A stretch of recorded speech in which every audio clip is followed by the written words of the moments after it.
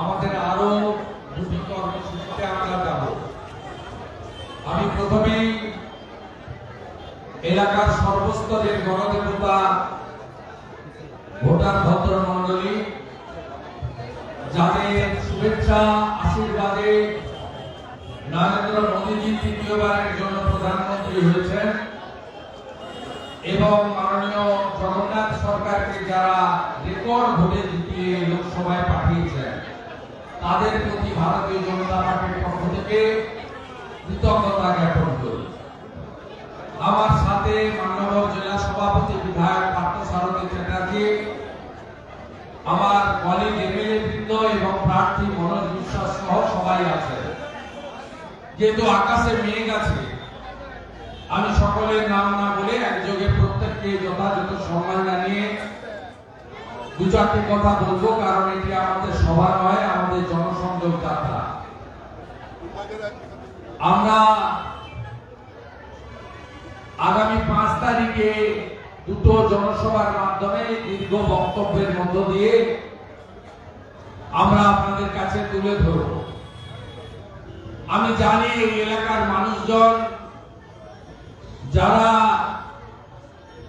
গত 13ই মে লোকসভা নির্বাচনে ভারতীয় জনতা পার্টিকে ভোট দিয়েছেন, তারা 10ই জুলাই উপনির্বাচনেও ভারতীয় জনতা পার্টিকে ভোট দেবে। তার কারণ আপনাদের স্বপ্ন ছিল যে মোদীজিকে আমরা তৃতীয়বার প্রধানমন্ত্রী করব। আমাদের এনডিএ জোট 293টি আসন নিয়ে আমরা একটি শক্তিশালী 5 বছরের জন্য স্থায়ী সরকার দেশকে উপহার দিতে পেরেছি আপনাদের সাহায্যে। এই নির্বাচন পশ্চিমবঙ্গ বিধানসভার একটি উপনির্বাচন। তার কারণ হলো এখানে একজন লোকসভা ভোটে হেরেছেন, তাকে আবার তৃণমূল প্রার্থী করেছে দ্বিতীয়বার হারার জন্য। তার নাম মুকুটমণি অধিকারী। মাননীয় প্রার্থী, তিনি এত আদর্শবান, এত নীতিগত লড়াই করেন। তিনি যোগদান করেছিলেন 10ই মার্চ তৃণমূল কংগ্রেসে লোকসভার সাংসদ হওয়ার জন্য। সেদিন তিনি বিধায়ক পদ থেকে পদত্যাগ করেননি। তিনি সেদিন যোগদান করেছিলেন কলকাতাতে, কিন্তু তিনি তার বিধায়ক পদে আসীন ছিলেন। নমিনেশন ফাইল করতে যাওয়ার আগের দিন আইনি জটে পদত্যাগ করতে বাধ্য হয়েছেন। আমি জানি সাংসদের লোভে তিনি ওই দলে গেছেন। তার জাল আর গামছা দুটাই যাবে আগামী 10ই জুলাই। সাংসদ হওয়া তো হলো না, আর কোনদিনই হবে না। আর বিধায়কেরও প্রাক্তন বিধায়কের পেট ছাপিয়ে রাখুন ডাক্তার মুকুটমণি অধিকারী। যদি আপনাদের গুন্ডারা লুট করতে না পারে, পুলিশ যদি বুথ দখল করতে না পারে, যদি গণনা কেন্দ্রে আরামবাগের মতো কারচুপি করতে না পারে, এবারেও অর্ধ লক্ষাধিক ভোটে আপনাকে হারতে হবে এবং ভবিষ্যতে বলতে হবে আমি প্রাক্তন বিধায়ক ছিলাম। পশ্চিমবঙ্গে বিধানসভার ভিতরে এর আগে সিপিএম বিরোধী দলে ছিল, সূর্যকান্ত মিশ্র বিরোধী দলনেতা ছিলেন। কংগ্রেস বিরোধী দলে ছিল, কংগ্রেসের নেতা বিরোধী দলনেতা ছিলেন। আপনারা দেখেছেন তৃণমূলের সঙ্গে কেউ লড়েছে 2011 সাল থেকে। আপনারা 21 সালে 2,28,00,000 ভোট দিয়ে আমাদের 77 জনকে পাঠিয়েছিলেন। ভারতীয় জনতা পার্টির কেন্দ্রীয় নেতারা আমাকে বিরোধী দলনেতার দায়িত্ব দিয়েছিল। বিধানসভার ভিতরে কাকে বলে আমরা বিজেপি প্রমাণ করেছি। আপনারা বিজেপি এমএলএ এবং বিরোধী দলনেতার ভূমিকা যারা দেখেছেন, আমি আপনাদের কাছে জানতে চাই রাজ্যের বিরোধী দল কেমন হওয়া উচিত এটা কি বিজেপি প্রমাণ করতে পারেনি? আপনারা এটা ভালো করে জানেন যে সরকারের সর্বক্ষেত্রে ব্যর্থতা, চুরি দুর্নীতি, সন্ত্রাসের বিরুদ্ধে ভারতীয় জনতা পার্টি একমাত্র দল নিষ্ঠার সঙ্গে লড়াই করেছে, আজও করছে। আমরা হয়তো 42-এর মধ্যে 22 পাইনি, আমাদের আসন হয়তো 12-তে আটকে গেছে, কিন্তু আমরা এবারে 2,33,27,000 ভোটারের সমর্থন পেয়েছি। 39% ভোটার বিজেপিকে ভোট দিয়েছে, যার মধ্যে একটাও ছাপ্পা ভোট নেই, একটাও জল মিশানো ভোট নেই, একটাও মুসলমানের ভোট নেই। সব মুসলমানরা দল বেঁধে ভোট দিয়েছে মমতা ব্যানার্জিকে। কেন ভোট দিয়েছে? ওদের ভুল বোঝানো হয়েছিল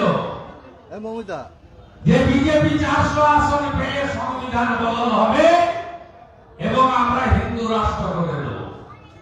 যাই হোক, আপনারা ভোট দিতেই থাকুন, আপনাদের চাকরি লাগবে না, আপনাদের শিল্প লাগবে না, আপনাদের ভালো হসপিটাল লাগবে না, আপনাদের ভালো রাস্তা লাগবে না, আপনাদের ভালো স্কুল লাগবে না। শুধু ইমাম সাহেবরা ভাতা পেলেই হবে, আর ইমাম সাহেবরা ভোটের সময় শুক্রবারে আপনাদের প্রার্থনায় বলে দিলেই হবে। আমি আপনাদের বলবো জোট বাঁধুন, আপনারা জোট বেঁধে এবারে গত কয়েকদিনে যা যা ঘটেছে, নির্বাচনের পরে সন্ত্রাস হয়েছে, বিজেপির 15,000 কর্মী ঘর ছাড়া হয়েছে, বন্ধ করতে হবে এই হিংসা। ভারতের সব রাজ্যে ভোট হয়, কোথাও হিংসা হয় না, এই রাজ্যে কেন হয়? নির্বাচনের পরে মহিলাদের উপর অত্যাচার, কোচবিহারের সংখ্যালঘু নেত্রী মহিলা মোর্চা বিবস্ত্র করে দিনের বেলা 1 কিলোমিটার রাস্তায় হাঁটিয়েছে। এটাই কি শ্রী চৈতন্য দেবের বাংলা? এটাই কি স্বামী বিবেকানন্দের বাংলা? তাদের হাতে আজকে বাংলা চলে গেছে। গত 2-3 দিন আগে চোপড়াতে গ্রাম্য সালিসি সভার নামে তৃণমূলের এক নেতা তাজামুল যেভাবে মহিলার উপরে বেত্রাঘাত করেছে আপনারা দেখেছেন। তারপরে তৃণমূলের এমএলএ হামিদুর রহমান কি বলে যে পশ্চিমবঙ্গ মুসলিম রাষ্ট্র, এখানে ইসলামিক নিয়ম অনুযায়ী মহিলাদের শাস্তি দেওয়া হয়েছে। আপনারা বলুন, পশ্চিমবঙ্গ কি ইসলামিক রাষ্ট্র? আপনারা বাংলাদেশ থেকে চলে এসেছেন অনেকে, প্রভু হরিচাঁদ ঠাকুর, গুরুচাঁদ ঠাকুর মতুয়া সমাজ সৃষ্টি করে আপনাদেরকে ধর্ম পরিবর্তন থেকে বাঁচিয়েছে। আপনারাই বলুন, এই রাজ্য স্বামী বিবেকানন্দের রাজ্য না ইসলামিক রাজ্য? এই রাজ্য শ্রী চৈতন্য দেবের রাজ্য না ইসলামিক রাজ্য? এই রাজ্য ডক্টর শ্যামাপ্রসাদ মুখার্জির তৈরি করা রাজ্য না ইসলামিক রাজ্য? এটা আমার কথা নয়, হামিদুর রহমান তৃণমূলের এমএলএর কথা। তাই শিক্ষক মনোজ বিশ্বাসকে 2 নম্বর বোতাম টিপে বিধানসভায় পাঠান। আরো 1.5 বছরের বেশি বাকি আছে বিধানসভায় বিরোধী দলনেতার লড়াই। বিজেপির পক্ষ থেকে আমার এই লড়াইতে একদিকে পার্থদা আছেন, আর একদিকে মনোজ বিশ্বাসকেও আমার চাই। চুরির বিরুদ্ধে লড়াইতে চাই, নারী নির্যাতনের বিরুদ্ধে লড়াইতে চাই, অপশাসন দুঃশাসনের বিরুদ্ধে লড়াইতে চাই, পিসি ভাইপোর পরিবার রাজের বিরুদ্ধে লড়াইতে চাই, বাংলার বেকারদের জন্য লড়াইতে চাই, চাকরি চুরি, বালি চুরি, গরু পাচার, কয়লা চুরি, তার বিরুদ্ধে লড়াইতে মনোজ বিশ্বাসকে চাই।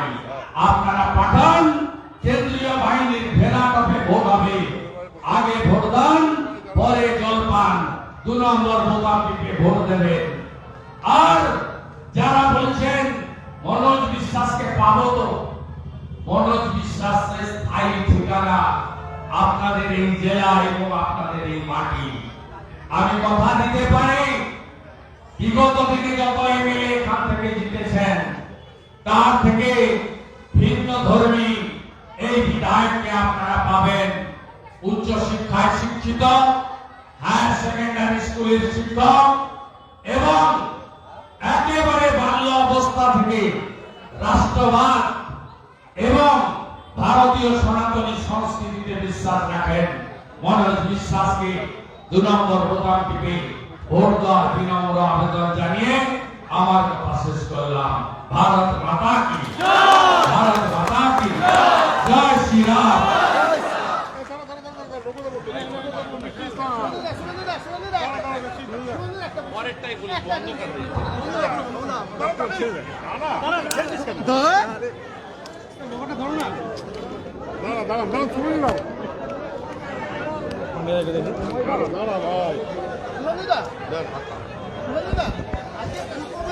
জেলায় রয়েছেন দিলীপদা সফর রয়েছেন, সেখানে এক শ্রেণীর বিজেপি কর্মীরা অসন্তুষ্ট। তারা বলছেন যে এই জেলায় এসে দিলীপদা এমন কিছু করবেন না যাতে অন্যান্য আমি এগুলো নিয়ে বলি না, এগুলো নিয়ে বলি না। আমাদের পার্টির কোনো কলিগ নিয়ে কোনো কথা আমি বাইরে বলি না। আমাদের লড়াই মমতা ব্যানার্জি এবং অভিষেক ব্যানার্জির হাত থেকে ভারতকে বাঁচানো। এসবে খরচ করার মতো সময় খরচ আমি করি না। আমাদের প্রত্যেকের লড়াই এক। আমি কৃতজ্ঞ, আমি 300 জন অত্যাচারিত মানুষকে নিয়ে বসবো। আমি কোর্টের কাছে আমার নীতিগত লড়াই ছিল। ভাইপো রাজভবনের গেটে বসলে 144 থাকে না, 5 দিন ধরে নাটক ড্রামা করেছেন। আমার এই লড়াইটা আমাকে কোর্ট আজকে আমার লড়াইকে কোর্ট সিলমোহর লাগিয়েছে। আমি এটাই চেয়েছিলাম, 1 মিনিট বসতে দিলেও সেটাই হতো জয়। 4 ঘন্টা বসতে দিয়েছেন। আমি 300 জন অত্যাচারিত, 200-র বেশি শহীদ পরিবার, তাদের প্রতিনিধিদের নিয়ে আমি 14ই জুলাই বসব। বাহুবলী কালচার কি তৃণমূলের আমলে আমদানি? বাহুবলী কালচার, এটা বাহুবলী কালচার চলছে। সিপিএম এর সময় ছিল একটা ছোট চারা গাছ ছিল বা ইউক্যালিপটাস গাছ ছিল, তৃণমূল সেটাকে বটবৃক্ষ করেছে। এখন এটা বাড়ছে। সিপিএম এর সময়ও ছিল, বর্ধমানের আইনুল, শাসনের মজিদ মাস্টার, গড়বেতার সুশান্ত ঘোষ, হলদিয়ার লক্ষণ শেঠ। হ্যাঁ, প্রথম থেকে প্রচারে ছিল, পার্লামেন্টে আছেন, আজকে সন্ধ্যায় পৌঁছাবেন, কাল থেকে দেখতে পাবেন। আপনি কোত্থেকে কি কোন চশমা দিয়ে দেখছেন? হ্যাঁ, জবকার প্রথম দিন থেকে জগন্নাথ দা আছে প্রার্থী ঘোষণা। পার্লামেন্টে আগে আপনারা জানেন, পার্লামেন্টে এবার ইম্পর্টেন্ট ইস্যু ছিল। উনি এমপি হিসেবে শপথ নিয়েছেন, স্পিকার ইলেকশনে অংশগ্রহণ করেছেন। অন্য কর্মসূচিতে থাকা সত্ত্বেও উপনির্বাচনে প্রচারে তিনি আসেননি। অন্য কর্মসূচিতে শুরু উনি করে দিয়ে গেছেন, প্রচার শেষ উনি করবেন। নবারতে এসছেন।